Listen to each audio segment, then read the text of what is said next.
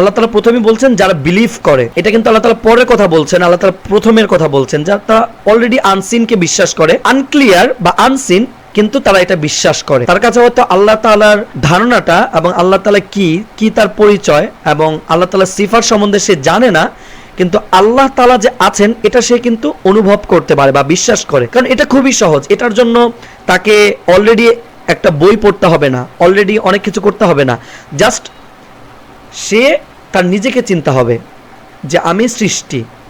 আমি যেহেতু সৃষ্টি সেজন্য অবশ্যই there is a god out there, there must be a God, there must be a creator, because we are creation, we are not creator, so there is a obviously someone who created us. সেই জন্য যে already এই ধারণাটাকে hold করে সে মুত্তাকিন, এবং সেই মুত্তাকিনের জন্যই মূলত এই কিতাব, মুত্তাকিনের জন্যই এই গাইডেন্স।